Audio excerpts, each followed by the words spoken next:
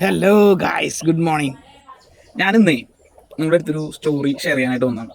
നിങ്ങൾക്ക് എല്ലാവർക്കും ബെറ്റാസിനെ അറിയുന്നുണ്ടാവും. ബെറ്റാസ് നമ്മുടെ ഫിഷിൻ്റെ ഒരു ടൈപ്പാണ്, ഫൈറ്റർ എന്നൊക്കെ പറയും. നമ്മളെ ഒരുവിധമുള്ള ഇപ്പോൾ ഇത് കാണുന്ന കുറേ ആൾക്കാർക്ക് അറിയുണ്ടാവും. അറിയാതിരിക്കാൻ സാധ്യത കുറവാണ്. നമ്മൾ ഒറ്റയ്ക്ക് ഒരു കുപ്പിയിലോ അല്ലെങ്കിൽ എന്തെങ്കിലും ചെറിയൊരു പാത്രത്തിലൊക്കെ ഇട്ടിട്ട് നമുക്ക് ഒറ്റയ്ക്ക് ഇടാൻ പറ്റില്ല. അതിന് കൂടെ എന്തെങ്കിലും ഇട്ട് കഴിഞ്ഞാൽ അത് ഫൈറ്റ് ചെയ്ത് അതിനെ കൊല്ലും.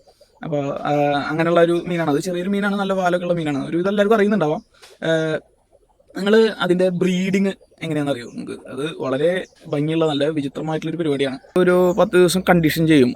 ബ്രീഡ് ചെയ്യാൻ പോകുന്ന മെയിലിനെയും ഫീമെയിലിനെയും നമ്മൾ നല്ല രീതിയിൽ ഫുഡൊക്കെ കൊടുത്ത്, ലൈവ് ഫുഡൊക്കെ കൊടുത്ത് കണ്ടീഷൻ ചെയ്ത് നമ്മൾ സെറ്റാക്കി എടുത്തതിന് ശേഷമാണ് ഇതിനെ ഒരു പാത്രത്തിലേക്ക് ഇട്ട് അവരൊരു ബബിൾ നെസ്റ്റ് ഉണ്ടാക്കും ബ്രീഡിങ്ങിന് വേണ്ടിയിട്ട്.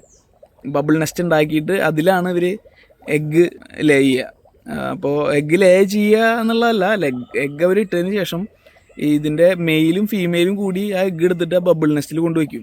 അവരുടെ ബ്രീഡിങ് ആണ് ഇതിൽ കാണുന്നത്. കണ്ട, അവർ കെട്ടിപ്പിടിക്കുന്ന പോലെയാണ് ബ്രീഡ് ചെയ്യുക. അത് കെട്ടിപ്പിടിക്കുക എന്ന് തന്നെ പറയാം. അങ്ങനെ കെട്ടിപ്പിടിച്ചതിന് ശേഷം അവരിങ്ങനെ സ്ലോ മോഷനിൽ അവർ ഡിറ്റാച്ച്ഡ് ആവും. എന്നിട്ട് അതിൽ നിന്ന് എഗ്ഗ് അവർ വീഴുമ്പോൾ ഈ എഗ്ഗൊക്കെ എടുത്ത് അവർ മുകളിൽ ബബിൾ നെസ്റ്റിൽ കൊണ്ടുവയ്ക്കും. ഇതൊരു അത് കഴിഞ്ഞൊരു 3 ദിവസം കഴിഞ്ഞിട്ടുള്ള വീഡിയോ ആണത്. ഇതിലെല്ലാ കുട്ടികളും വിരിഞ്ഞതായിട്ട് നമുക്ക് കാണാം.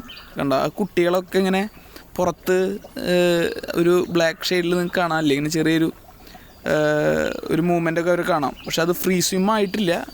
അവർ ഭയങ്കര ബാലൻസ് ഒന്നും ആയിട്ടില്ല അവരുടെ സ്വിമ്മിങ്ങിനൊന്നും. ഫീമെയിലിൽ നമ്മൾ ഓൾറെഡി മാറ്റിയിട്ടു. മെയില് വളരെ ഒരു സെക്കൻഡ് പോലും മാറി നിൽക്കാതെ അവരെ കെയർ ചെയ്തുകൊണ്ടിരിക്കും. അവർ അടിയിലേക്ക് വീഴുന്നതിനെ അവർ കളക്ട് ചെയ്ത് മുകളിൽ കൊണ്ടുവയ്ക്കും. ഞാൻ ആദ്യം വിചാരിച്ച് കുട്ടികളെ തിന്നുകയാണെന്നാണ്. പക്ഷേ അവരെ കൊണ്ട് ബബിൾ നെസ്റ്റിൽ വയ്ക്കും. എന്നിട്ട് ഒരു 3 ദിവസം ഇങ്ങനെ തന്നെ പോകണം.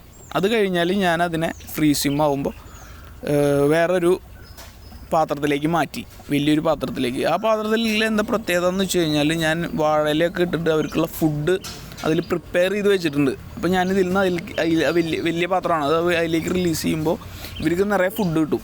അപ്പോൾ ഇവർക്ക് സർവൈവ് ചെയ്യാനുള്ള സെറ്റപ്പ് ഞാൻ അതിൻ്റെ ഉള്ളിൽ സെറ്റ് ചെയ്ത് കൊടുത്തിട്ടുണ്ട്. അപ്പോൾ ഒരു 4 ദിവസം ഫുഡ് അവർക്ക് അതിൻ്റെ ഉള്ളിൽ നിന്ന് കിട്ടും.